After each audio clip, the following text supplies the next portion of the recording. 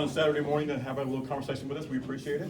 I apologize for lateness. I did have another prior engagement that ran a little bit late, but I apologize. But you guys are all here. We're here. So you guys are here to talk to us, and hopefully we can answer some questions for you and get some things going. So who wants to start it out? Wait, we'll just have you raise your hand if you'd like to say something, because we also want to try to get around to as many people as possible that would like to say something. So, Miss Howie, would like to start us off this morning. Good morning, Miss Howie. Good morning. I'm so glad you're here. So just to start off, only one coffee that I've ever been to has had Kari Sholtes, and otherwise it's Andrea, Angela, or Will. And so why do we always talk to one of you three as opposed to maybe a more moderate member of the board? Well, we do actually put that out to everybody who can make the block copies, and Doug and Carrie also do have prior engagements, and so anybody that can make it. So we try and make as many as we can, but if they can't make it, we're here. So because it is coffee with the board, so we do put it out there to everybody. So if they can't make it, we're here. Thanks. You're very welcome. I think we have a little more availability, but next time you see her, you should probably ask her. She was at, I'm sorry, she was at the last one. Oh, thank you. Yeah, that's right. And yes. I just have and this is the elephant in the room, clearly, right? The school consolidation. Have charter schools been looked at as consolidation options? So great. They're on the district. Yeah, great question. Payroll So charter schools are different in their setup with the district. So when a charter school comes before the board, they are putting forth an application, and then that application turns into a charter agreement, which is, like a contract. They pay for their own buildings. We don't pay for their buildings. We may loan them money to get their buildings, but they pay the district, they pay the district back. They also hire their own staff at different wages. So there's some things as a district we do not control with charter schools. So I know it's a valid question. I believe the paper has interviewed on that question. If we were to cancel with them, other than if they were in low performance, and we have to obviously give them the opportunity to do a turnaround time frame, then we would be in breach and violation of our charter agreement with them. So it's not as simple as we just look at those and consider those, because there's some nuances with our agreements with them. Okay, so how much have the charter schools paid back? Who's pulling the money? Well, so And how much money has been loaned out? Sure. So yeah, so the previous board authorized a certificate of participation, which is a COP that the district can do for Juniper Ridge and Mesa Valley Community School. They did a kind of a joint loan together. What a COP does is the district, think of it as like a home equity line of credit, sort of.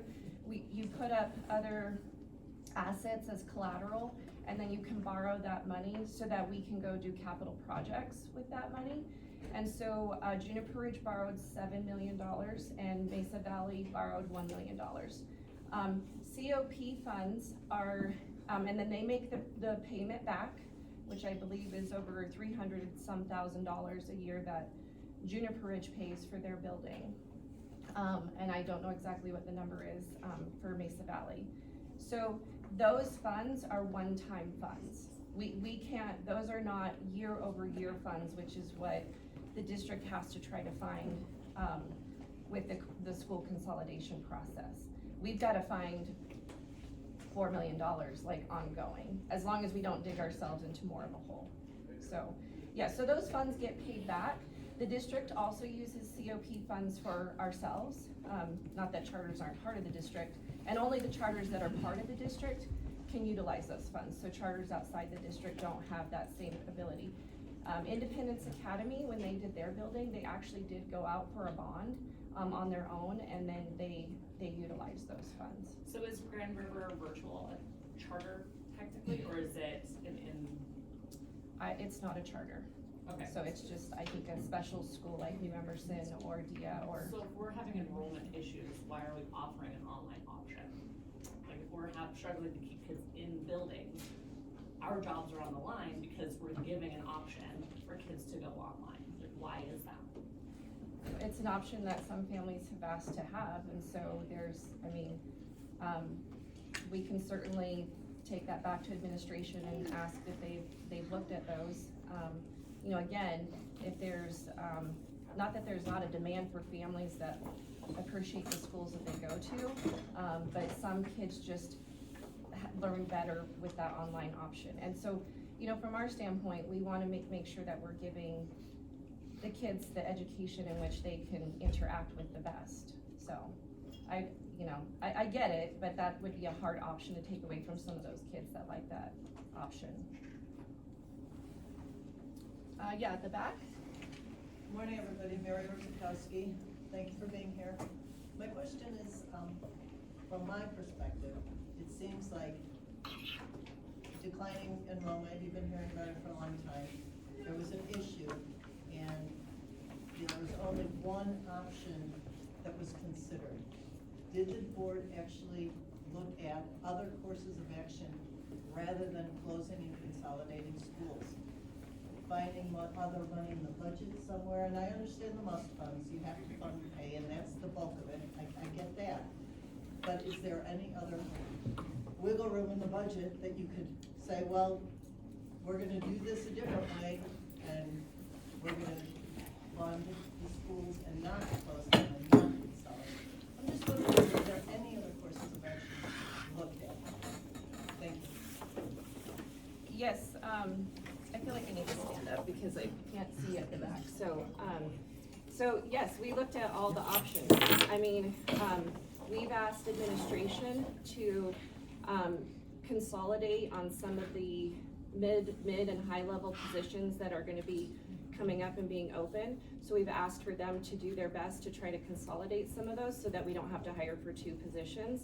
So we've tasked them with doing that.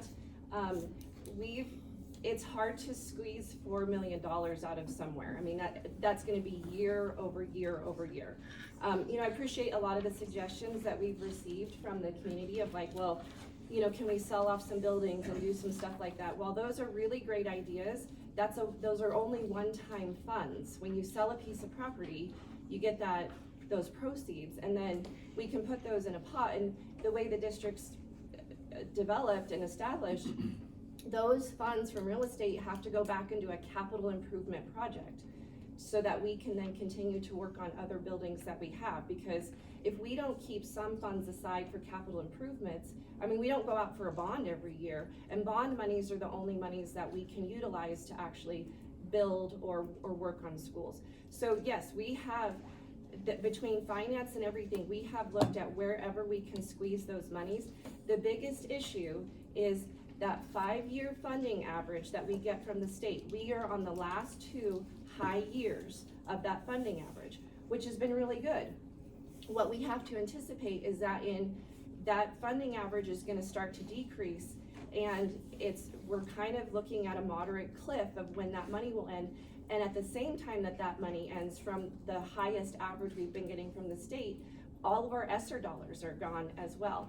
So the problem is that we've looked to see where we can find that money. It's not that we only need to find that $3 million. We've got to anticipate the shortfall. Let's just say the $3 million was off the table of trying to figure that out. We are still short because of the 5-year funding average that will decrease. And then our funding average is gonna be lower for the next 5 years, and all the ESSER dollars are gone. So if we don't do something, we're gonna have to start cutting programs and positions. And I mean, we're really stuck between a rock and a hard place. I mean, nobody wants to close schools. At the same time, the longer we wait, then it's going to become more drastic and harder to handle. So does that, yeah. Right, I wouldn't mind seeing those other options at some point, you know, put a slide up or something on the board website. That would be kind of nice, just so I can say, oh, they looked at this or that. But I just started digging, and I do that. But Amendment 64, which was passed in 2012 says that. A little bit louder, please. Oh, I'm sorry. It's my other voice.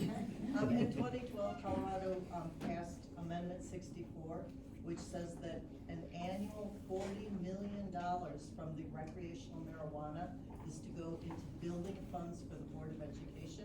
Because people keep asking, why can't we get that money? And I know you can't cross streams. You can't use money from something the federal government considers illegal to fund the Board of Education. I get that. But that was the carrot that they used back in 2012 was, well, every year we're gonna take 40 million and shovel it into the buildings. Is that money being accessed? Is that part of it? Like I said, I've only lived here a year and a half. I haven't been digging much. I honestly don't know where that money is, and the marijuana money for Grand Junction was all allocated to Parks and Recreation. None of that was allocated to education. So our local marijuana money will not go into schools. That was how that ballot measure read. So, yeah, that as far as I've seen, we've not, and I can double check, but when we're looking at our funding sources, I don't know if the marijuana money from the state is funneling into the education. And if they're saying it's funneling into schools, we would need, I don't know, does that mean buildings? Because That's what it said. That's right, what so I then printed that it. doesn't mean teacher pay, and that No. doesn't mean curriculum resources, But so that means to rebuild buildings. Right, but Yeah. if that money was out of your budget because the state was funding it, maybe that could, I'm just Yeah, no, looking it's, for other no, options. no, I think that's great. If you wouldn't mind actually emailing us, that language, I can get it onto our, CFO and see if she has any more, elaboration. And maybe that's just part of the pot of money that comes from the state. It might be, different pieces, but we could see what amount that is. But with our budget too, what's hard with the school district is we're pretty restricted on how we can spend our funds. Like if we were a private industry, you could increase your product cost, like, when we go to the grocery store right now, you're seeing an increase in cost to help with those productions. We could cut back on what we offer. Well, we can't do that in education. If we cut back on what we offer, then we're taking away from students and their education. We can't increase what we charge per student either. So, I get it. It's a really just tough situation. But yes, we can outline those options more clearly, and then we can find out about that marijuana money. I appreciate it. Yeah. I would just like to say that when you all were running for the board that. Louder, please. Louder. When you all were running for the board, one of the key comments from the three who were running was that you wanted to get the politics out of the school and the education back in. The Marillac Clinic is political because the medical system has now become very political. It's like really controversial. So that's the big picture. I don't know if you read what I sent to you in an email. My name's Jolene Hoffman. I let you know all the things that could be coming down the tube. What happens is they start out small and then the issues become more and more controversial.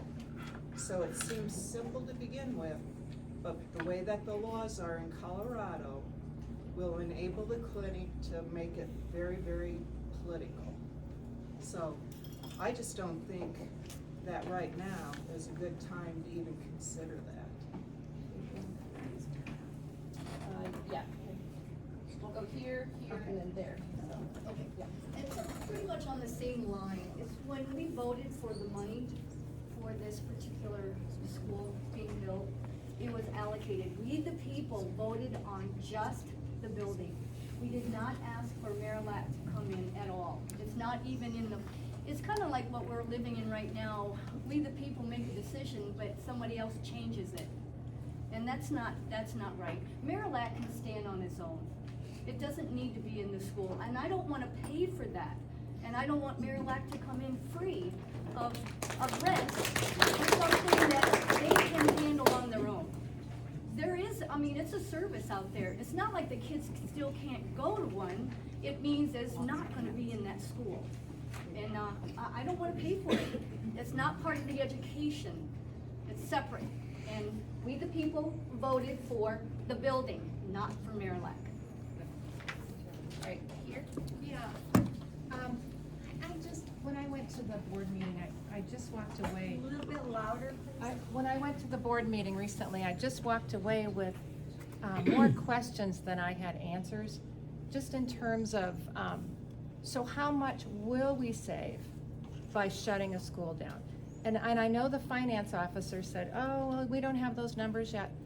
That, to me, that should be the information that we're working off of. Everybody should know, what are the savings, where are they coming from? Are you gonna sell the property? Are you going to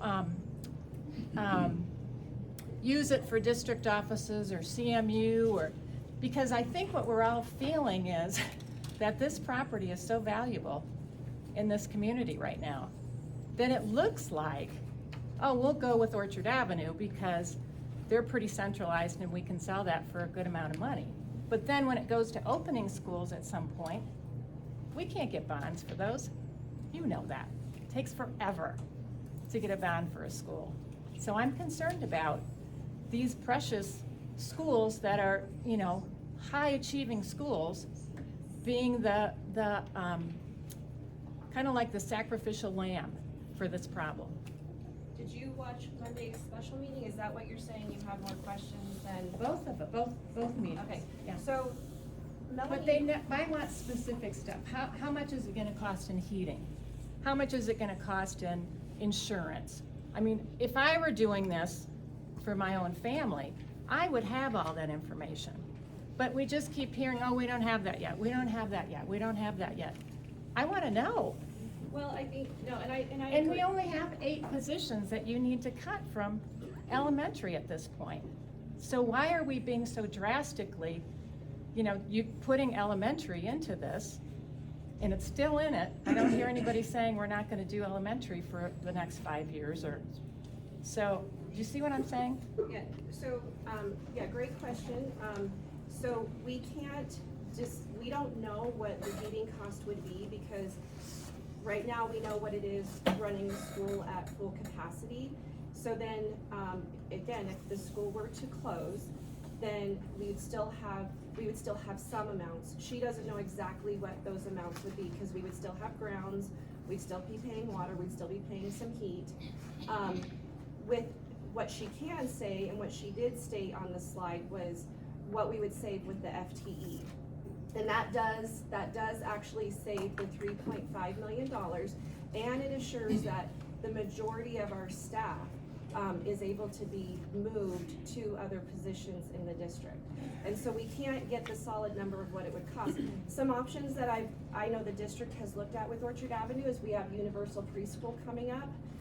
I don't think we would be so hasty to try to sell off district property until we would kind of be able to let the dust settle and see what would happen with those. I don't know where the rumor of selling it to CMU's come from, but that's never actually even been discussed.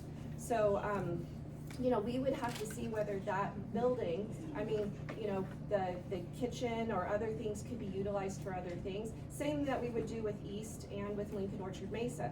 I think we would actually see with the preschools coming online and other services, would there be things that part of those buildings could be utilized for before anything as drastic as selling those would be needed, so. So that comes to my next question. When you go to look at schools, do we value student achievement? Are we the type of district that says, you know, those schools that are really working and working hard and they're getting results, and many of them are not, you know, in schools that are, you know, 75% free and reduced. You know, there's a lot of schools that have a high number of free and reduced students. Those have always been schools that I think should get 3 points on top of the schools that have, you know, higher income families in their schools. I know, I was at Orchard Avenue. We had 50% free and reduced. And we worked so hard as a school, learning together, teachers giving up their time, parents, the involvement was incredible. And to me, when you look at a school like that, what do you value? What do you value? That's our job, is to turn out students that are gonna be the most high-achieving citizens. And we took that to heart every day we went in that school. And to see that as one of them just, we'll get rid of Orchard Avenue. No, that's not our purpose. We're not a business. We are here to serve the future. But we are. You are a business.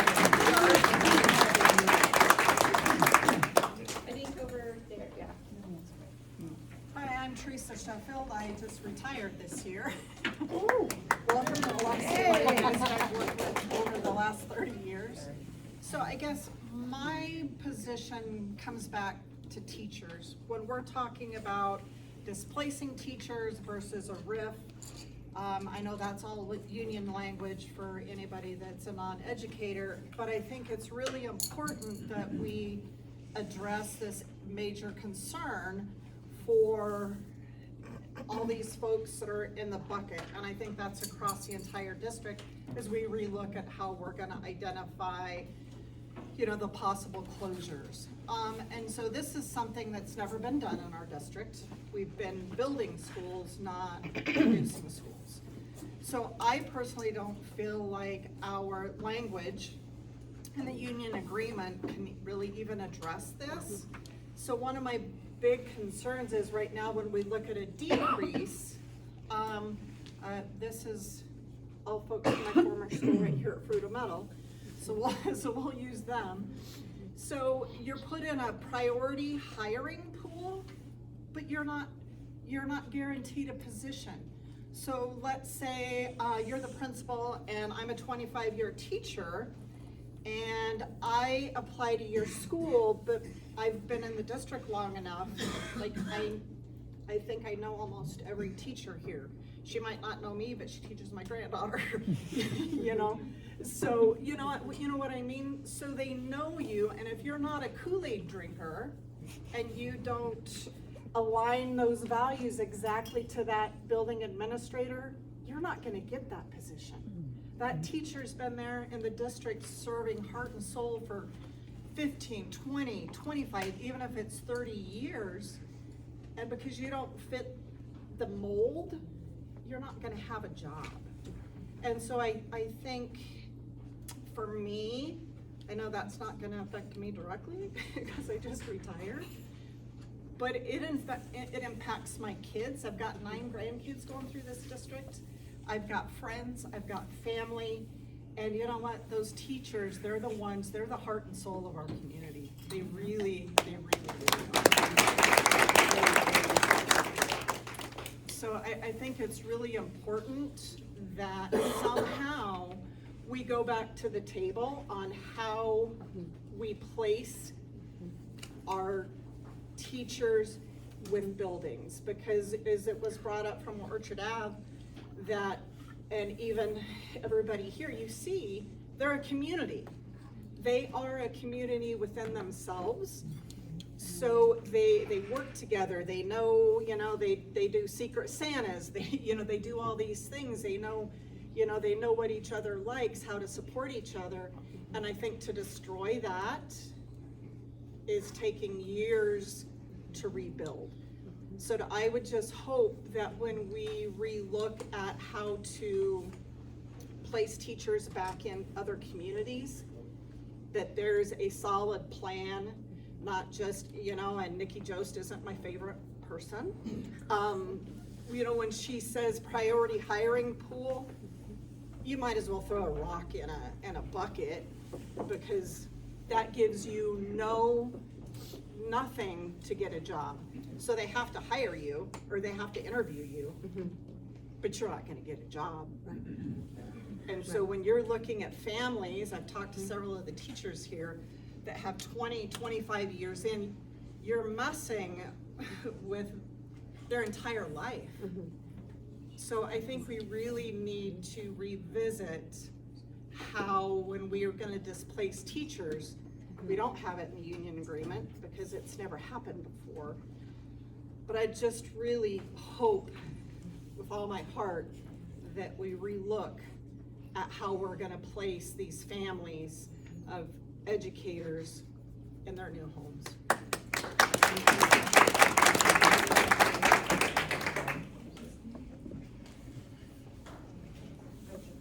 Yeah, yes, ma'am. So as one of those teachers that's being displaced, and I truthfully had a real estate agent at my house the other day because there is no job in the district for me next year. Why am I just finding out about this now?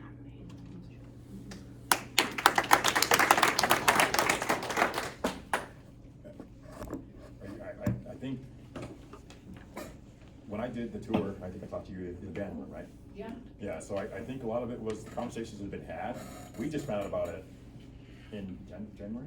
So why did you just find about it Well, in January? Well, hold on. Well, the conversation got started back in 2019. And all this, I mean, and all these things got put on us from previous board members. They had conversations, and it kind of got shoved down the way in 2019. So then we found out about it in January, we talked about it. And then we had found out that there were conversations that had been had as early as October. So we had to, in our conversations in January, it was like, well, you guys have to deal with this. It's gotta be dealt with. So is it fair to this board? No, but it's something we have to do. I mean, it sucks. I mean, just the same as for you. I mean, I don't wanna close any schools. I really don't. I believe home is where you make it. That's my thought. I mean, I know everybody says, you know, I went to schools where I use mine, Central High School in Cheyenne, Wyoming. My whole family grew up there. We don't wanna close any schools whatsoever, but it's a last priority thing for us. I mean, it's a last option for us. We've gone through everything. Melanie's gone through the numbers. Everybody's gone through the numbers. It's something that we have to do. It sucks that we have to do it. And if it wasn't us, it would be the people that would be. So really, it would have been great if this could have been started like a year ago this time. We had different district leadership at that time, and that conversation was never initiated by district leadership to be able to look at that time. So, and I'm not throwing anybody under the bus, I'm just saying that was never presented to the board to look at and then have the demographer start at that time, because then this would have gone, one, we would have had more time to look at this and discuss it. So in October, as soon as our new leadership has been brought in, after the October count, we have to get how many students we have in the district. So they then asked him to start working on what those numbers are, and he did. And then November started working through that information. And obviously November, December, you have Thanksgiving and Christmas, so he worked within those shorter months of getting some of that stuff done and getting into the school. And then he then brought, obviously, the information back to the board in January. So, I mean, it's not ideal. And I mean, everybody who's non-probationary will have a position next year, even if it's not in your area of expertise. You will have employment in the district next year. You will have employment. So that's the one thing we can assure this year. I mean, if we wait till next year, and again, there's no decision that's been made, I'm just telling you the reality, I don't know what will be our options next year. So, hold on, I think, yeah, are you, okay. Yeah, I think there's. Do you have a follow-up? No. Okay, yeah, I mean, if you're up, you have the floor if you want. So I think it was it? Middle right there, the glasses? Right, straight back. A couple of questions. Are we going solely on the demographer's recommendations? Are we considering any other factors in that, like school ranking or anything like that? I know that some of the schools that he talked about, one ranks 1,500 out of 1,700 in the state, and another ranks 900. Like, are we considering any of that in this decision? We don't know yet. So from last Monday's special meeting, we tasked the demographer to go out and assess a little bit more with the FRUTA configuration and situation. He's supposed to bring that information back to the board on Tuesday, along with, we've asked to get feedback from our middle school principals and feedback from our elementary school principals. So we wanted to glean some additional information, just of like, what does this look like for you moving forward next year? So we should have that information on Tuesday. There won't be a vote done on Tuesday, but we will have to decide, you know, the board talked about a couple different options last Monday of whether if we waited, I mean, I think there were three different options presented, either do it all, just do middle schools, or just do, or do middle schools with a FRUTA option, or it could be kind of any combination of those things. So it was just, we asked the district whether to look into how other districts have utilized that performance piece in their closures. And so right now, the criteria that we have, just as it is right now, is the criteria that's been outlined by the demographer. So again, with that, we've asked the district to do some more investigating into those other options. So for right now, those things haven't been brought to the table yet. But they will? I don't know. I mean, we've asked, I don't know what information they have that they'll bring to us at Tuesday's meeting. So where's next? I know we had there and there, I think, and then there. Mine's a really simple question. Well, I think she's had her hand for just, Okay. yeah, sorry, I don't know. That's okay. Yoli Hernandez, Fruta Middle School. So this pertains to the Fruta configuration. I'm curious, and this is only my 8th year in the district, but 24 years in education. I have been through several rifts at the beginning of my career. But this has to do with the language. Why is the language closure of Fruta Middle School if you do it? Why isn't it consolidation? Because the way we're seeing it, as if those 9th graders are moved out to the high school, they have an empty building. We are bringing all the students, so why is the staff not giving the option to move with them, like when they open the Fruta 8-9? No, great question. It is something that we've asked to get some clarity on, because, yeah, you have to actually physically close a school. So it's a closure / consolidation, that's why the language is that way. We have asked specific questions about that because we're shifting grades over. As far as, I mean, I'm not an HR expert, but from what I've been able to glean, there are some different HR rules and employment rules that we have to adhere to not be in violation of. And then again, we have some things that we are held to based off of the MBEA agreement. So, but we are getting more clarification on that because logically, it would just seem that you'd shift everybody over. Will you guys So. present that when you get the answers? Yes, we will get that, great. we're hoping to get that information, again, for Tuesday's workshop meeting, to present, that with the FRUTA. When he comes back with the FRUTA piece of it, we'll ask the HR and finance to kind of present what's specific to the FRUTA area and that chunk of it. So I think, yes, right here. So we're approximately 44 FTE over as a district right now, correct? Yeah, 40-ish. So looking at it, we have over 40 schools. We also will have attrition. Why are we not just looking at consolidating 1 or 2 positions within the schools, such as maybe paring down instructional coaches? Mel spoke at the meeting about hiring 160 people last year for various things and 330 paraprofessionals. So we're hiring 490 people,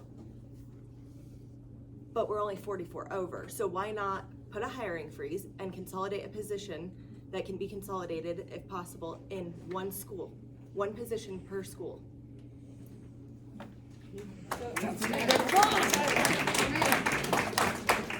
So I mean, I understand what you're saying, and I've actually went and chatted with some of the schools that we have low staffing models.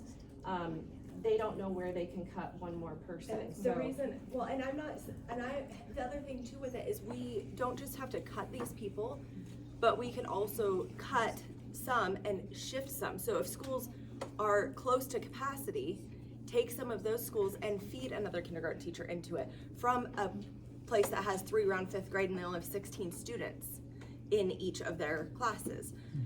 You know, take some of, there's classes in Fruta, there's classes in other areas in Mesa County that have 16, 17 kids. And then we've got classes in Orchard Mesa in kindergarten with 29 kids. Here at Lincoln Orchard Mesa, where I work, we have 25 and 27, I believe.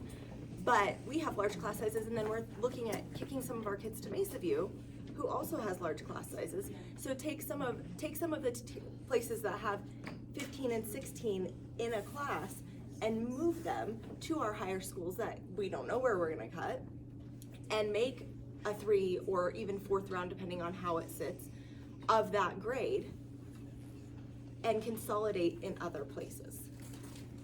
So, I think I'm trying to track with what you're saying. The issue we have is we have 40 FTE to cut this year, and if enrollment continues to decline, we're gonna have more FTE that we have to cut next year, and the next year, and the next year. And so, the issue is that there's an ongoing, it's not just like we just take care of it this year and we're one and done. That's why the concern is if we continue to move forward, like with the elementary schools, there's only 8.4 FTE we have to cut this year. If we don't do anything, then next year it's going to be 16 or 17 FTE, which is, and right now in the middle schools, we're at like 20 some FTE. So the problem is that it keeps compounding. Two last little pieces and then I'll be Sure. done. Do we know what our attrition's gonna look like next year yet? Or are we just assuming? Well, we have projections, which is what we've done for the last 18 plus years. Is that And those taken into projections have been pretty close to what our actual numbers have been between. And then my other question is, I'm 100% pro new teachers, we need new teachers, we need to hire student teachers.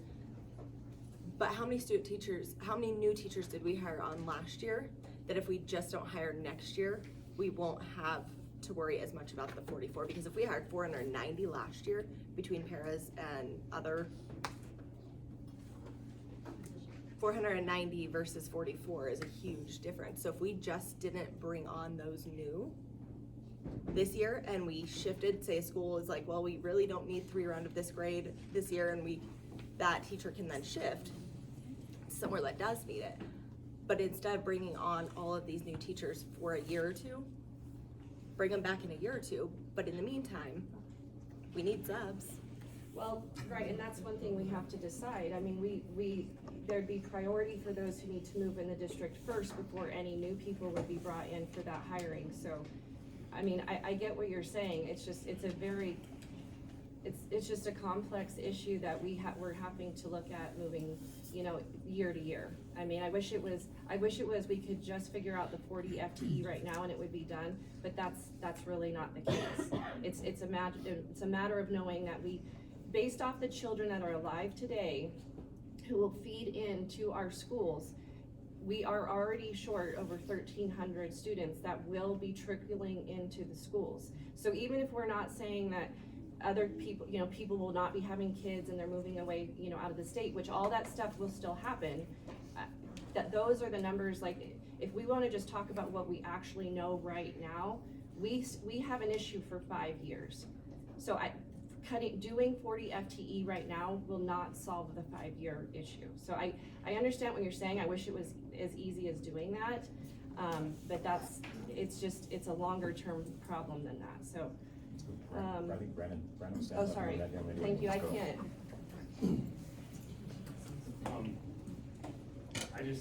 I've been at all the meetings lately with going through everything the stenographer has brought forward and all the questions. A little bit louder, please. Sorry, I've been at all the meetings lately and heard, all of his presentation, and I've heard so many questions, and I just have to say, just from the outside looking in, I can understand why this whole thing started with, we weren't really told about this right now. It just kind of came up on us because it should have been talked about a lot more 3 years ago, right? So the hard part about that is there's people like you have a job, and kids and families, you're getting ripped out of your school. I completely can feel the pain, I get it. And I just have to say, the district literally should have been honest and clear about this back then, or we wouldn't be sitting here having these meetings, screaming at each other and all of that. Now, I can see why they kept their hopes up that maybe kids would come back, right? We got COVID going on, that maybe after COVID it'll come back around and we don't have to shut down schools or anything. So I'm not even trying to attack that necessarily. It's just, I've been going through the numbers, just kind of writing it all out and looking at it, and it's he even said he made a prediction and he was short we lost more students this last time. So, you know, I feel like the district and even Melanie has been like the nicest person in the world, just trying to tell everybody, hey guys, this ain't gonna work. This is a problem. She's been trying to let everybody know. And then all of a sudden, it's decision time. We're out of money. We can't do it, right? And so then we're going, what do? Well, we bring in somebody that's kind of outside of the district. They do a bunch of numbers and look at like where schools are at and all of this. And the big, like one of the big questions that's been coming lately is, why not talk about performance? I've been thinking about that, and this is just my opinion, take it for what it's worth. If they would have said a year ago, we're gonna do this decision based on performance, and we're gonna set up a committee that's gonna study the performance of all these schools, this district would have ripped itself to shreds. The teachers, the schools would have been like, that school's bad. That like they're not as good as we are. We're better than them. They would have been constantly trying to attack each other based on the people in the school. And I've already seen it. The second this question come up about performance, that's what's been happening. That school is awful. Our school's better, right? And then after ripping everybody to shreds for a while, you're gonna try to combine those schools. After the students, the teachers, the parents, and everybody have been attacking each other for a long time. So I'm just saying, thinking about the whole thing, I'm going, I think I get why it's more based on like location of the school building, especially because performance can change too. Like you could get a new principal and all of a sudden the school's not doing as good. But the location of the building relative to where students are is something that's not gonna change for 30 years. Like it's something that's way more predictable. So I'm just throwing that out. Like I don't wanna see personally the community shredding itself for the next 6 months and then having to combine those schools together after that happened. I would personally rather see we set up like some kind of committee right now to support the schools that are closing and help them integrate in a healthy way and start that right now. And literally, how do we support the different people that are being affected? How do we start moving forward? Because they should have started moving forward 3 years ago, and they didn't. And now we're trying to prolong it and prolong it and prolong it, and it's just gonna keep gashing at the wound and making this harder. We gotta start to heal now.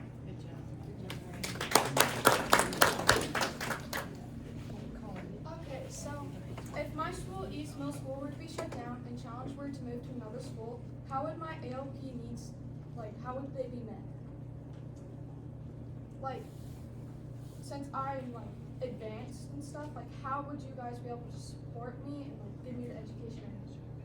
So they're looking at a transition plan, maybe even some short-term options for the kids who are, our 7th and 8th graders that are already in the challenge program, to work on some, transportation options to kind of help facilitate that change. So I mean, between facilities, transportation, everything, and the gifted talented coordinator, they're working on trying to figure out how to make that transition easy for, again, easy for our students who are already in the program that would move forward with it. So again, I hope to have more of that information on Tuesday. But again, they have to, once whatever decision the board moves forward with, then they can really start to dig in. And I know they've already met with Mrs. Slay to try to figure out some things that she feels would be best. And they're getting the input from her on that program so that she can, guide them on those decisions, so. Okay, I'm gonna go with the young lady behind you in the pink. I'm her mom. Okay. Sorry, Mom. My question is, so if you want to move it to Orchard Mesa, are you going to move those teachers with it? Because are those teachers in Orchard Mesa Middle School going to be as amazing as East? I don't know them, so I can't say that they are or not. I don't love you guys, no offense. But are they going to be able to teach her biology and teach her geometry in 8th grade. If they're not, and she has to go to high school, are you gonna transport her all the way from Orchard Mesa in the middle of a school day to go to these other schools? So I don't know that it's going in Orchard Mesa Middle School. I know that was, one option that's looked at, so they're still looking at the different locations on where that could potentially work. Part of the discussion with Mrs. Slay is if they could transfer a team, and just see what that would look like. So they are looking at those options. I'm gonna go right here in the black, I'll call back to you, cause gotcha, so right here. My question is about school of choice. I have a son, I applied for East, and I applied for East for a certain reason. We already are home to Book Cliff, and I know a lot of parents here fear what this will do to their kids, and I fear that the most. If I'm forced to send my kid to a school I don't think is in his best interest, what does that look like for me and my son's mental health? So those who if a school is closed, there will be a specific, option for school of choice for those in those particular buildings that didn't obviously get to go through But is school that of going choice. to be just for the 7th and 8th graders who are already there, or the incoming 6th graders? It's gonna be, it'll be for those who didn't have the option to do it, that have applied to the school. So if you did apply to East and that was your school of choice, we're gonna give you the option to reapply. Just those families, but not district-wide, cause there's certain rules around school of choice, so we actually have to call it, it's actually something different. We can't call it school of choice because that part is already done. But we would give those families options that did that, thinking that that you were doing what you're doing, the option to do again. So we wouldn't just leave you there. You would have the option to do that. So that's awesome, but also with the fact of all these parents who talk about mental health, what are you guys gonna offer options for these kids that are going to be disrupted mentally from this? Because we already have an issue in this town from it. Yes, we do actually have teams ready to go to help with parents, students, and the teachers for the transition. So we have people ready to go to come in and to support, to come in and help do all of those things. For those, obviously we probably would need somebody to reach out and say, hey, we're here if you need it. So, but there would be people there to help walk through that process and support those things. So yes, they are already working on that. Whether it's now or later, we're still gonna have to have those teams, right? I mean, you're still gonna need to partner with families and teachers and stuff to work through that stuff, so. Nikki? My name's Mickey Matlow. I teach at East Middle School, and this is my 26th year there. I've emailed you, and I appreciate the responses. You forwarded my email to Nikki Jost, and she responded, and in her response, and it was thoughtful, and she explained the process to me, and I think I understand it. But there was a line that's just so disturbing to me. She said, "It is our hope that all displaced teachers will find a position." I have a lot riding on that hope. I did nothing to put myself in this situation. Why is this happening? And I get the budgetary issues, I get it. But I just feel like upper admin is tone deaf on this. And I understand, I really do appreciate that we have these opportunities to speak. It's just, and I know it's tough for everybody, and I'm not the only one in this position, but who would do this job if there's not security? I would say a lot fewer people. A couple of quick questions. What if the demographer's wrong? I'm not a demographer. I listen to him speak and he sounds like my statistics teacher in college and I have no idea what he's saying. But what if he's wrong? This year we were projected to be at 390 something and we were at 470 at the beginning of the year. That sounds like a pretty big mistake to me. Anyway, I know it's tough, but wow, how do we solve all these issues? How do we get some security for teachers that deserve it? So, no, it's a great question, and I know he doesn't evaluate individual schools. We obviously are looking at enrollment numbers just across the district. If you go back historically, his numbers have actually been pretty close between him and Mel. Melanie Trujillo, our CFO, they are actually pretty close on what they look at year over year. And I asked this question at last Monday's meeting, was like, how close have you guys been in your enrollment projections? And so, yeah, I mean, individual schools could see those bumps for sure. You know, again, our job is to kind of look at that 30,000 foot view and kind of see where we're gonna have everybody. But I agree, but to your point, Mickey, what concerns me is, okay, so let's just say he's right, but let's say it's even more drastic. I'm really confident this year, based off of my conversations with HR, with attrition, people retiring, people that have decided to move other places themselves, along with the openings we've already had from last year, and knowing where we could put people in buildings right now. I know she can't say we can give an assurance, right? Like, that's a hard, I would say that hope is high right now with what we know positions are open to get people in those positions. If it gets worse and we then have to shut down more schools next year rather than just 2 elementary schools, I worry about the rift that was spoken about, where then we can't honor the contracts we have with non-probationary teachers. Because again, and could it go up? Yeah, I don't know that it would go up very much. My concern is that we'll either stay the same, or it could, again, the enrollment piece could still happen. I mean, I know we're gonna double check things with the state demographer, the Colorado demographer. There is growth in Colorado. It's not growth with children. I mean, Denver Public Schools is closing 15 schools. They were tasked 2 or 3 years ago to close 10 schools. And again, unfortunately, this is not unique. They were tasked to close 10 schools. So then their community came out, they said, we don't wanna close those schools. Then they whittled it down to 5. Then they said they wouldn't close any. Now they're closing 15 or 16 schools, when then they would have just closed 10 schools 3 years ago. Jeffco's doing the same thing. They closed 16 elementary schools. And when I talked to the school board president there, because I called her and I said, okay, what did you guys do right? What did you guys do wrong? And so she said, we could have closed 30 elementary schools and we only closed 16. They have not, well, their district is like 90,000 students. So, you know, they're like 3 times larger than us, but, or even more. But again, that was just their elementary schools. Now this year, they're moving into doing their secondary schools.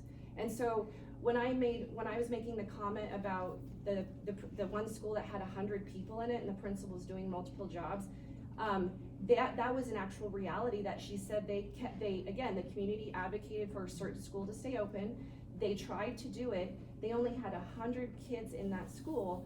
And so then they couldn't offer any other programs. I mean, they were like bare bones. And so that's an extreme level of that, when they waited, that it got to that point. And then they were letting teachers, then they didn't have positions for teachers. So I understand the language is not amazing.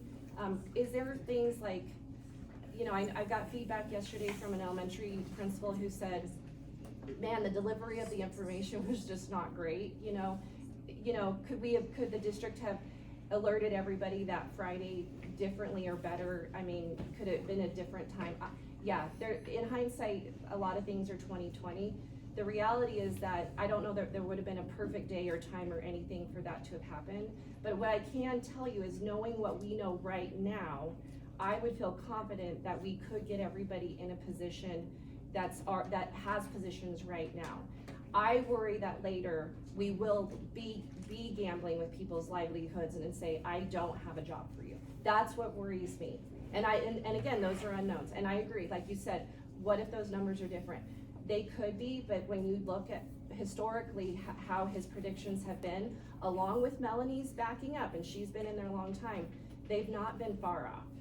Now, individual buildings, yeah, different, but just the general enrollment overall, they've been pretty close. So Where are we at? The lady right here in the green. Can I ask one more Oh, yeah, question? I'm sorry. no, you're good. You mentioned that you're not gonna vote Tuesday. Do you know when you're going to vote? we probably would have to call a special meeting, depending on board members' schedules. I would say by maybe Thursday or Friday, because we've got, everything's locked up right now between what we do have to hire, and there's a lot of open positions for people who have retired and doing other things. So we've gotta get that open and going so that we can have people start moving into those. And we would definitely, we're gonna work with our people here first to fill those positions versus bringing in like new or other people in. So that again, there'd be that priority hiring that you could do. Okay, so I just want everybody to know, I see you raising your hands. If you've already asked a question, I'm just trying to get people that haven't asked, and then I'll go back to the people who've already asked one. So I'm not ignoring you, I promise. So we're gonna go lady right here in the green. Hey everyone, take a deep breath. In, out, okay. First of all, I just want to thank all of you who are teachers in this room for your service to our community. We are so grateful for you. I also want to thank the board who are seemingly putting in countless hours dealing with this. This is a community, this is a small community. Everybody knows each other. If we don't know each other, we feel like we know each other. So, you know, let's just keep that in mind as we're going through this. This is a really hard thing, and change is hard. But the only guarantee is that change is definitely going to happen, right? My question, I'm going to shift gears, go back to a question I have about the Marillac Clinic that is currently at Central. Who has legal liability if something goes wrong at that clinic? Is it the district or is it Marillac? I literally don't know the answer. So per the memorandum of understanding, obviously, well, Marillac has the medical liability. So we have been made aware of a lawsuit that Marillac has been named in, and I'm gonna announce this on Tuesday. It's already out, it's already on social media. We were given an anonymous tip that was submitted through the board feedback on our website about, I don't even know if it's been a week, that there is a lawsuit against Marillac that has to do with the Warrior Wellness Center at Central High School. And so honestly, from the district standpoint, haven't done this before, we don't want to get wrapped up in whatever that lawsuit is. There's a local lawsuit and a federal lawsuit that's associated with that. Marillac's been named in it, and SCL Health has been named in it. So we would like to stay out of that, which again causes concern because we don't want to get wrapped up into any of those. It's all of county record. There's a county number that was given to us. Our legal counsel is on it. She's looking at it. Obviously, there's been no determination. I'm not saying whether Marillac's guilty or not guilty. We don't actually have a whole lot more information than that. There is some accusation of wrongful firing of someone and some misappropriation of federal funds and those federal funds have to do with items and equipment that would be used at a school-based health center. So I don't, it's new territory. I hope that we don't have any legal liability with any of that. I don't think there's any kind of malpractice that's been made in it as far as from what I've seen. But we're monitoring it closely. And it does give the board a little bit of cause for concern because we don't want to interject the district into some litigation in the middle of that. So good question. Yeah, I'm gonna go with the young lady in the blue, and then we'll come up to you, Ms. Elliott. Well, like you said, young lady, I'm liking that. There we go. Thank you. Good job. You know, and I have to say, I have been to all these meetings, and I have seen the pain on your face. I have seen that, and I have felt that. But I also have to say, I've been a teacher in the district. I'm a retired teacher for 30 plus years, and every time, and I'm still getting a paycheck. So that's from the district. So I'm still employed by the district. I'm a substitute teacher. But every time something happens in this district, we react. It's always this big reaction as opposed to looking at things proactively. Why aren't we getting companies to move into this town? why aren't we getting families to move into this town? And a big part of it is they look and see the performance of our schools and they say, well, they don't really have a lot of high-performing schools, and, you know, we don't want to bring our kids and our families there. You know, the affordability of housing is high. And every single time we've taken things away from teachers, we've put teachers in positions that they need to choose where they're going or what they're going to do, and that only hurts the children. In reality, no elementary class should be bigger than 22 children. There should never be more than 22 beating hearts in a room. And now we're talking about consolidating schools and putting more kids into a classroom, a moderate-sized class. That doesn't work. If you want high performance, you need to lower your class sizes. And we need to be working with the city and the county saying, what are we doing wrong? Why aren't we bringing families here? Why aren't we looking at performance levels?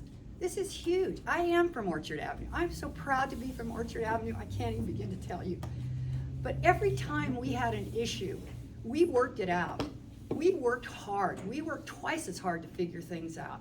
And I feel like this was dropped on us in January, and it's like, well, we need to do this, and we're gonna do this, and it's about money, and we're gonna do this, and it's all gonna be over and done, and you'll all be fine.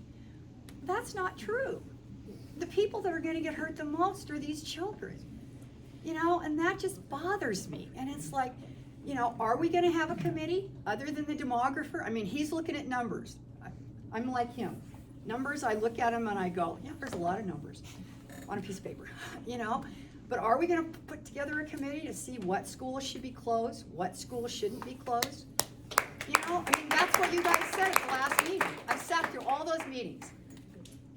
It'll be decided, yes. I mean, it is an option, so. So we haven't decided if we're gonna have a committee, we're just gonna go with demographers? No, none of that's been decided yet. Those, you know, at the workshop, the board was just workshopping through what those were, and then different options and ideas were thrown out. And so now it's gonna, once we have the information from Fruta, then I'm guessing we'll probably have a lengthy discussion this next Tuesday, with the information that from last week, with the new information from Fruta, and the new information that we'll get back from the district to look at what we need to do as far as what that decision looks like moving forward. But we really do need to get together with the city and the county and say, what can we do to make ourselves look better, to be a better community? Well, the city is charging businesses $150,000 just to start them up, and that doesn't even include all the other stuff that they have to pay. Well, right, and if you open a new business, you have to put in landscaping for $30,000. Yeah. You know, I mean, because I grew up in a business, I know this. So,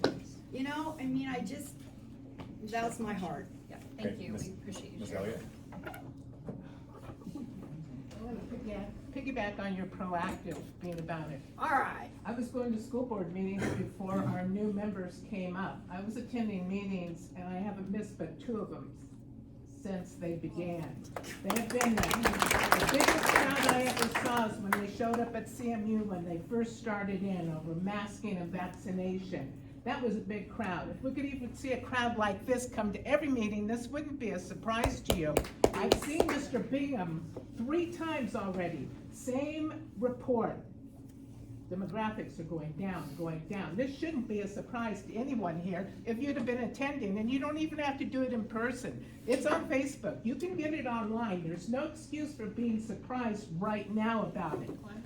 And I'm gonna defend this board right here, because there was a lot that they didn't know about when they came on. They finally had a treasurer on the board that was signing checks and seeing what was going through.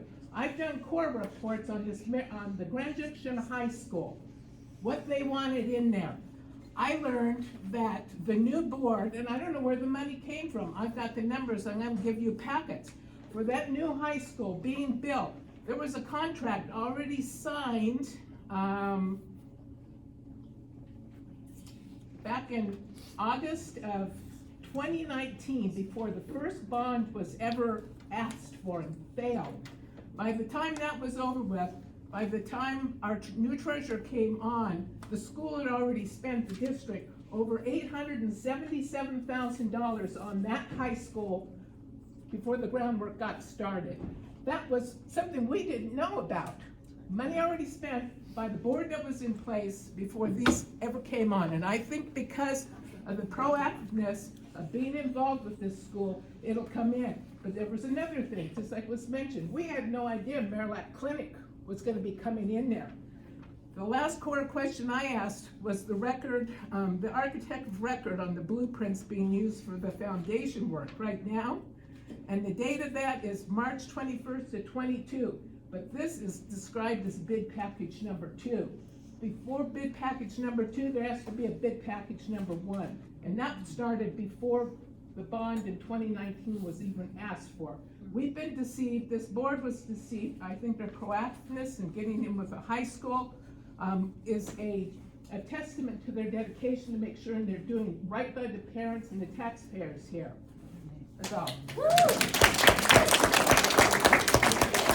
We're gonna go to the young lady in the very back in the pink, the very, very back row, right there. Yep, blue, red, whatever you got on. So my children are a product and the current attendees of both, well, was Orchard Avenue and currently Toll Elementary. So this breaks my heart on many levels. But my question about Toll, the proposal, the current proposal is, my understanding is Toll will absorb students. So next year, my daughter is currently a kindergartner here. She's one of 29 kindergartners in her classroom, and the other classroom has 30 kindergartners. We are already planning on hiring a third teacher regardless of whether we're absorbing from Orchard Avenue Elementary. And so that means there will be 3 classrooms plus if we absorb from Orchard Avenue Elementary. And so I have concerns about that.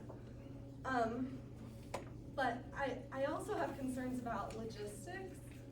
When Toll used to be a 3-round school, and so my understanding is that Toll will again become a 3-round school if these proposals happen. Which, okay, but at that time, kindergarten was not full day, and Colorado wasn't required to provide universal preschool, and we have 3 preschool cottages out here. So with the way this building is built in the 40s and the way traffic flows here, the logistics in my mind don't make sense, particularly for our youngest students. So could you speak to that at all? So, no, it's a good, I mean, it's a valid question. So with the consolidation, and moving more kids to a building, so part of the school consolidation would be moving those boundary lines so that kids know where to go, you'd have more kids in a building, but yes, we'd be able to do three rounds of kindergarten, 3 rounds of first grade. And so again, we know that you'd have kindergartners matriculating in that are already in this area without moving the boundary. And so what they would do is, and this is what Melanie has alluded to, is that once the decision is made, she goes back in and she has to look at the staffing model. And there's ways that they have to look at it to make sure that what they can do is however many rounds that they offer, we're trying to keep that student to teacher ratio right around that 22-ish range. And so even though you have more children in a building, you're gonna have smaller class sizes. That's the goal. So like I went to Dos Rios yesterday and toured that school. They have a 2-round of 3rd grade. Each of those 3rd grade classrooms has 30 kids in those, and then 5th grade only has 15 in each of those classrooms. So we've got some real big disproportionate classroom sizes where we've got to start moving those numbers around, and that's what happens with the staffing model. So then when you have more staff in the building, i.e. teachers, paraprofessionals, everything that we use those FTE funds for, then we can start equalizing our classroom sizes by offering more rounds, And so that's less burden on the teacher in the classroom because you don't have as many kids or too little kids. And then when you have too little kids, then you can't offer things like, I know we've had a lot of librarians come and community members say, why can't you put librarians back in? Well, the librarians are paid from those same FTE funds. Those principals, those building principals, I don't know how they do it. I don't know how you decide, do I give my kids in this building this option or this option? We would love to be able to have them say, I can give them all the options. And that's what we can do when we do the consolidation. Then they can have an interventionist. They get to have art. They get to have music. They get to have a librarian. That's how the model and the money work together. So I understand those parts of it, yeah. but like, I don't like the physical space. Like there are 2 kindergarten classrooms that were built intentionally for kindergarten, but when those rooms were built, it was half-day kindergarten. So physically, where are the children going to go where they can have a bathroom with a little toilet that fits their bodies and those, and right. that's the part that doesn't make sense. No, and I agree. So that in conjunction with, you know, like I said, I know we have the preschool buildings out here, and again, I'm not saying that any of this is set in stone. I again, this is way above my pay grade, which is None. Zero. Yes. I'm like in the negative at this point as far as pay goes, which is okay. We knew what we were getting into, which is, you know, like we said, with preschool now becoming a universal thing that we're going to be offering, we know we're going to have to utilize some of the buildings we consolidate for other purposes within the district. And so, yeah, I've had feedback from parents too around pickup and drop off around this area as well. And so facilities is looking at that and putting all that together. So it's a lot of shifting for different things. But all of those things are being looked at, and that would be something where facilities is gonna partner with the principal and the team of that building so that we know how to best help them, because they know they're building the best. And so I get it, legitimate concern. I'll make sure Clint, I'm sure he already has, they've already been talking with the receiving schools. And I just want to tell you that some of the principals we've talked to from some of these receiving schools have really been coming up with some amazing ideas, again, whether it's now or later and however it looks, of how they would work with open arms on even pulling in like the mascot from another school, from that school to their school, and still trying to blend in the 2 communities. I mean, just some of the different ideas I've heard of, which that's been all on those principals of those receiving schools. They've been really trying to think about how, like Brandon said over here, a healthy way to kind of integrate the community. And so I've just been, I mean, it's been really neat to kind of see some people start to step up that are doing some of those things that they don't necessarily have to, but they care about their colleagues. And ultimately, at the end of the day, I mean, they really do care about the kids as well and want to make that change and that transition as smooth as possible. So, and I know this might not be a popular statement, but the only thing in life that's assured is change. I mean, it's unfortunate, and what I would hope we could do as a community, you know, grandparents, aunts, uncles, teachers, you know, all our staff, board members, is that we could just come around our kids and just say, it'll be okay, change can be hard, and we can work together, and we can do this together. Like, there will be receiving adults that you'll know at those buildings. There's gonna be other new adults that you'll get to meet, and they're gonna, you know, welcome you with open arms. And so, I mean, the only constant in life is change. And so I would just hope that we could try to, in a difficult situation, find the silver lining and try to just really elevate and make it a positive experience.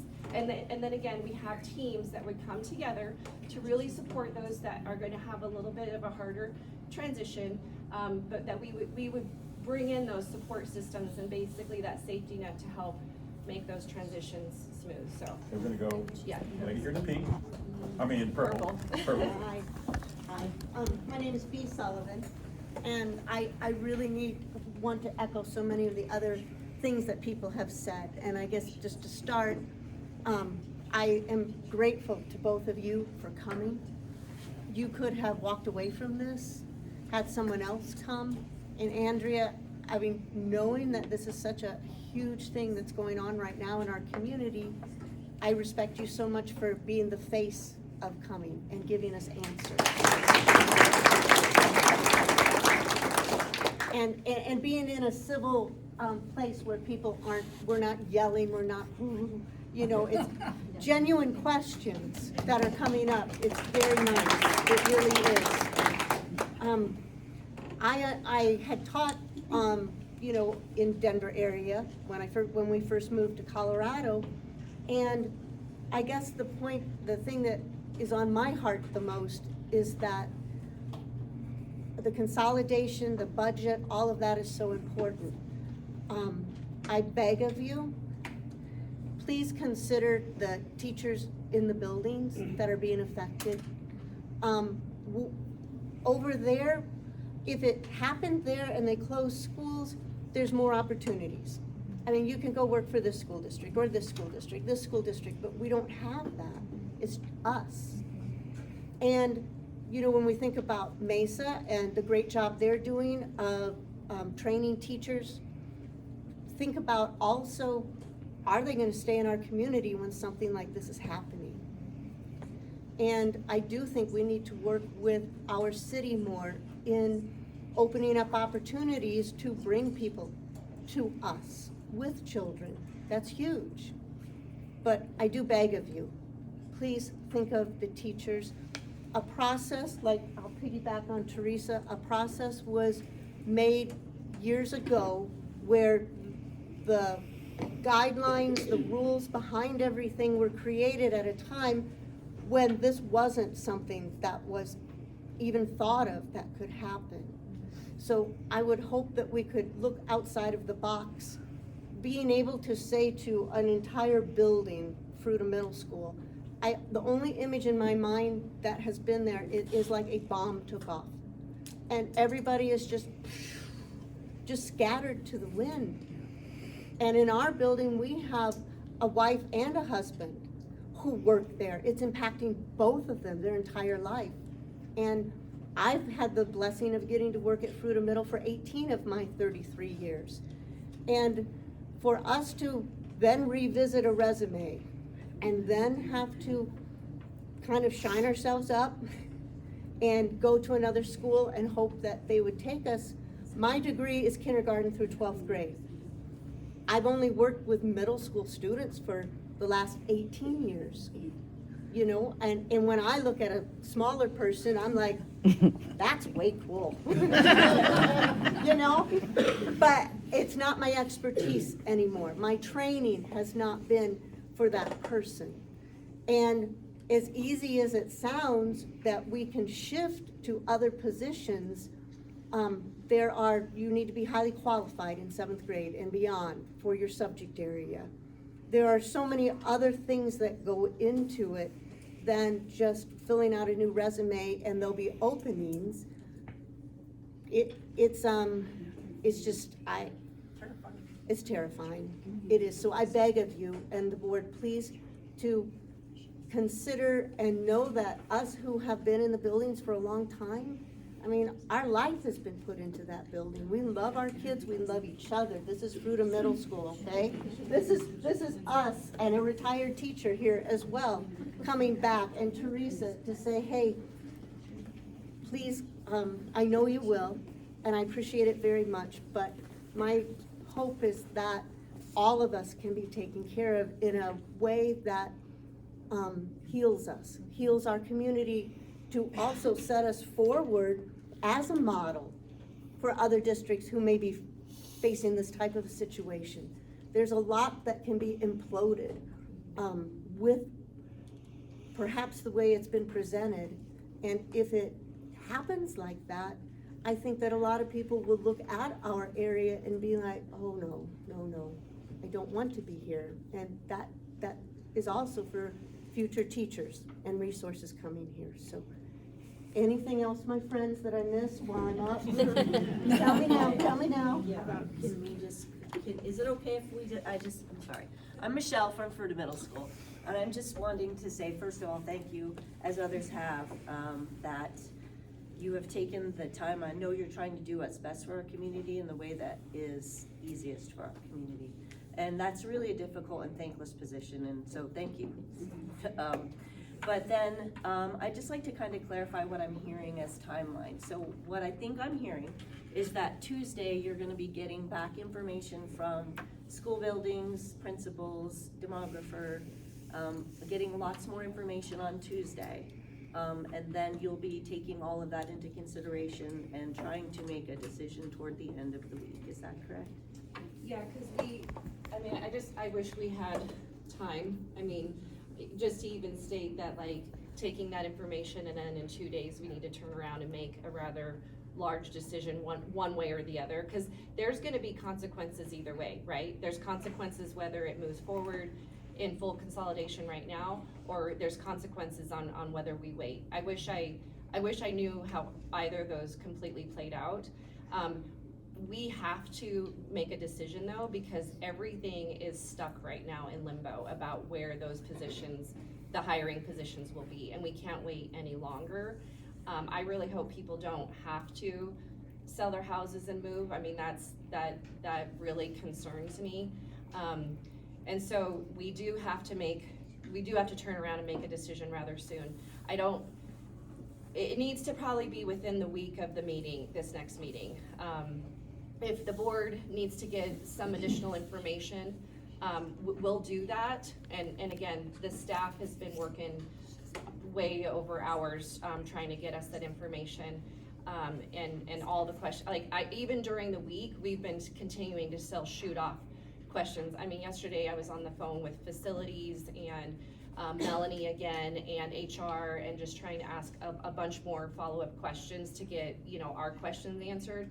But yes, we gotta give the district some kind of direction one way or the other, probably no later than a week after this next Tuesday's meeting, because we've gotta start getting HR to fill positions one way or another, because we have empty positions the way it is right now. But Sure. And please understand, that was not a criticism. No. It was simply a question, Yeah, because yeah. the level of stress and fear that everybody's under, it will be better to have it. Yeah, exactly, and that's the other piece of it too, is like I mentioned on Monday, is I don't wanna play yo-yo with people's lives here, right? Yep. I mean, I know you guys are living this each and every day.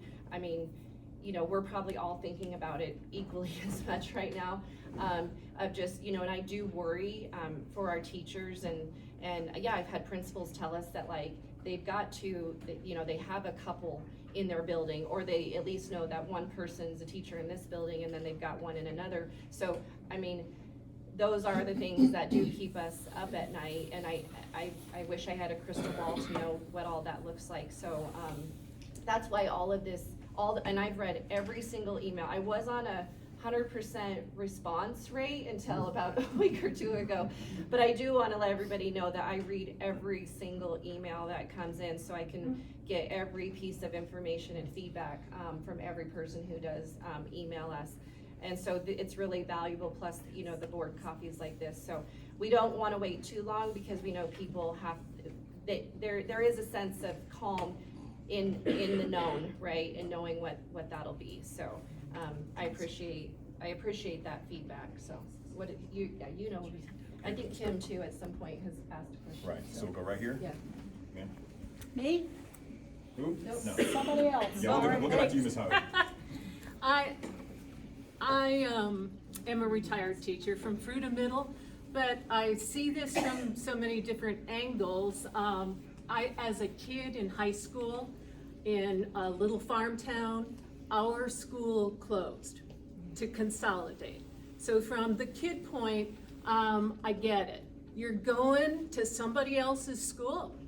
You feel like a foster kid. You are displaced, and there's a lot of fear, and that's gonna happen. I hear you saying that has to happen. So it's very difficult to learn when you're afraid. And job one is to teach kids, right? I mean, that's your primary purpose. So we need to protect and defend that. And I don't know who's gonna learn or teach from a position of fear. So that's gonna be a big, hairy deal for everybody coming up here, one way or another. I also know that as a town with a school that closed, that had a huge impact on the survival of that town. It continued to dwindle. If you're placed without that public institution, and I think that's part of your job also. You're talking about other components here in this decision that come from the city or from the county. So that's really valid. And I hope that that's part of your decision. I also agree with the academic consideration. Nobody wants to leave a high-performing school and go to extra trouble to transport their child to a school that was already marginal or lesser somehow. Everybody wants to feel like they get an improvement out of this. So I'm hearing all of this. And I do trust that you're gonna try and find a way to mitigate those fears and try and make an improvement here. But I raised my hand, I wanted to speak to you because I want to encourage you to somehow keep those changes as moderate as you can for this year because of the way the news broke. It seemed very abrupt, like everybody was blindsided and sucker punched, and it looked like it was gonna just kind of land in one area of the district. We've got this whole valley. If there's a way for you to spread this out to different areas of the valley so that no one particular place feels victimized, I think that would go a long way toward maintaining your trust in the district and in the community. I would also say that instead of the backbiting, staff-wise and student-wise, if you can moderate this change with a very public announcement that more needs to be done next year, then this becomes a sad motivator in that we need a little positive peer pressure here. Look, guys, if they are gonna have to close another school next year, let's not let it be ours. We need every kid in this building and every staff member to step it up. We need to see you shine academically so that they would never consider closing your school. And try desperately to take good care of each other and make the best of the situation. It's gonna be tough. It's gonna hurt. Take care of each other. I'm Kim. I work at West Middle School. At the Monday meeting, you guys kept saying something about you needed to know by August or September, and that was confusing me because school starts in August. So how does that work? If you can help alleviate that. I don't know if anybody else caught that or not. So one of the options that was discussed on Monday was if we waited on this, the board needs to give the district some direction of a time frame. And so if that's an option that the board decides to go with, they would, and again, this could be where this committee comes in and all those different pieces and parts that were discussed.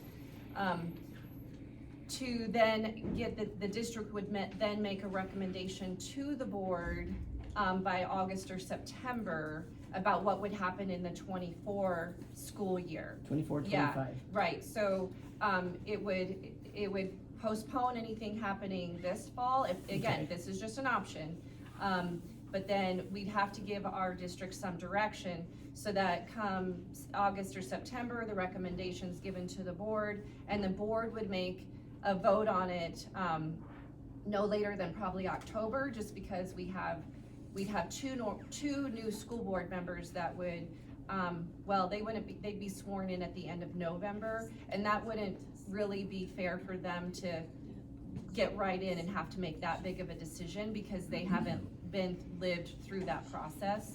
So we would just try to make that decision by October. So again, that was one of the options, but it wouldn't be for the 23 school year, like you said, because it'd be after the fact, it would be for what would happen in 24.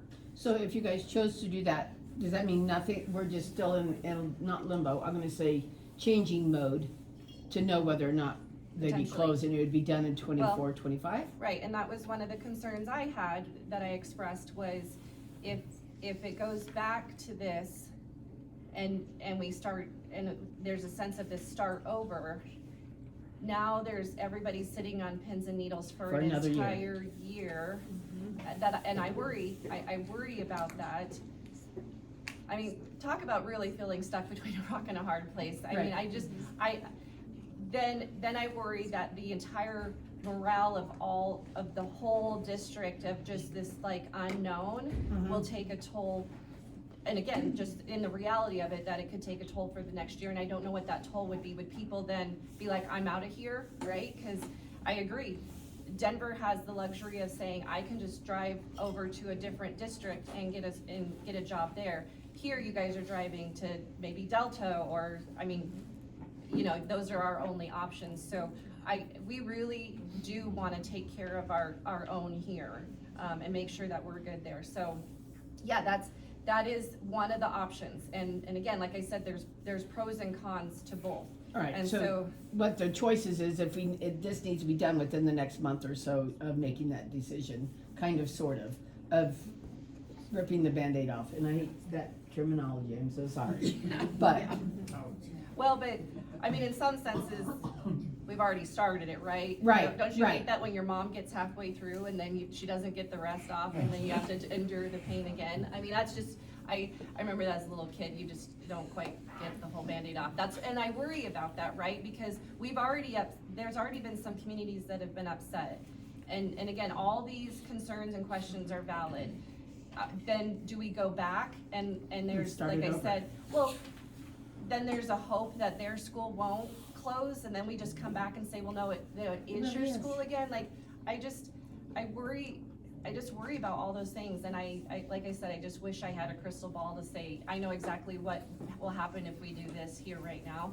But yeah, that, as far as the clarification of that being an option, we have to give the district direction one way or the other. One direction in the next week or two will be one of those decisions, and then based off of those decisions, there'll be directives of what the district will need to do to roll forward with. Okay, thank you. So we're gonna go, I believe you haven't asked a question yet? The back, yeah. So we're going, yeah, I got you, hold on, right here, up front. Yeah. You, ma'am. Me, okay, sorry, I was